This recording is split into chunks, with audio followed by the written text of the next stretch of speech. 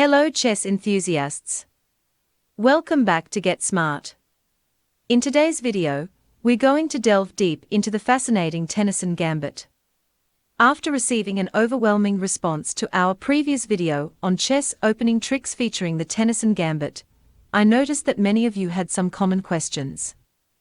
So, in this video, I'll address those queries while providing a detailed analysis of the Tennison Gambit.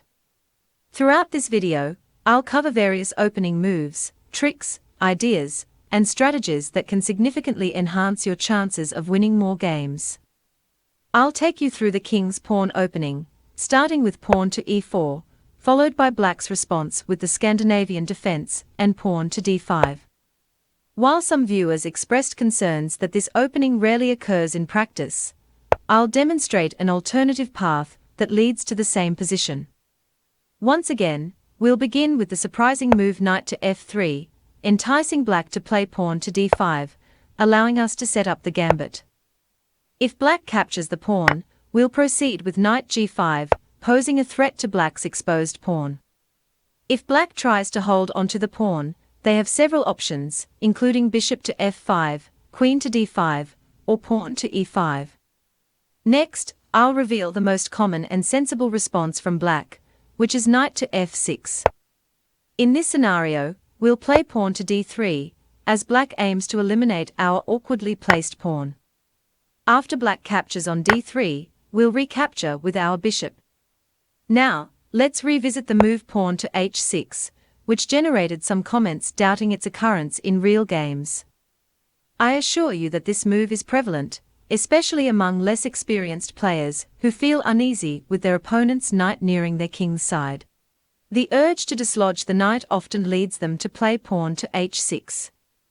As we progress, we'll execute knight to f7, forking the queen and rook, forcing the king to capture. Subsequently, we'll play bishop to g6 check, resulting in the loss of black's queen. This variation was also showcased in our previous video, but today we'll explore it in greater detail. Now, let's explore what happens if black plays bishop to f5. In this scenario, you have the opportunity to attack the pawn with your other knight. Black may try to defend the pawn by playing knight to f6.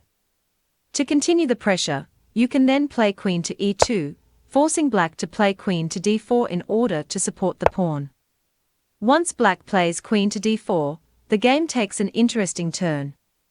You can play queen b5 check, simultaneously attacking the king, the bishop, and the b7 pawn.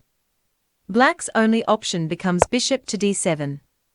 At this point, you can capture the b7 pawn. Most opponents will instinctively play bishop to c6, assuming they are not only saving the rook, but also attacking your queen. However, you can surprise them with the beautiful move bishop to b5. Once again, black is forced to play queen to d7, aiming to trade queens and minimize the damage. But your next move, bishop takes bishop, will leave your opponent stunned. The seemingly obvious response for black would be queen takes bishop, but you have a stunning move at your disposal, queen to c8, delivering a checkmate. Game over. Now, let's explore the third variation. What if black plays queen to d5, protecting the pawn and attacking your knight? In response, you should play pawn to d3, protecting the knight with your bishop. If black plays knight f6 or bishop f5, you can simply play knight c3, attacking the queen. After the queen moves, you can easily regain the pawn, putting you ahead in development. Let's revisit the position. This is why capturing the pawn becomes crucial for black if they want to retain any advantage. Now, let's proceed with capturing the pawn using the bishop. At first glance, it may seem odd to give away your g2 pawn. Naturally, black would consider taking the pawn on g2. However, unbeknownst to your opponent, they are falling into another trap. Following their capture, you can play bishop to e4, effectively trapping their queen with no escape route. The only safe square left for the queen is g4. But after queen captures queen and bishop captures queen, you can play bishop to g7, targeting the black rook, which becomes a prime target and can be captured. Moving on, let's consider another move to support the pawn, pawn to f5. This move is unfavorable for black, and you can take advantage of it by playing bishop to c4, attacking the weakest square on f7. Black's only option is to play knight h6 to support the square. In response, you can play pawn to d3. If black wants to maintain the material advantage, they will have to capture the pawn. However, you can proceed with castling and involving your rook in the game. While black may continue capturing, you can take with your queen, aiming to clear the board and engage more of your pieces in the attack. In contrast, black's pieces remain blocked and unproductive, leaving you with numerous attacking options and a favorable position for white. I am eager to hear from you in the comments if you've found success with the Tennison Gambit. If you enjoyed this video, please give it a thumbs up and consider subscribing for more engaging chess content.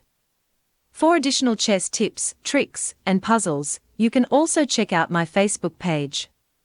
The links are provided in the description box below. Thank you for watching, and I look forward to seeing you in my next video. Take care and peace.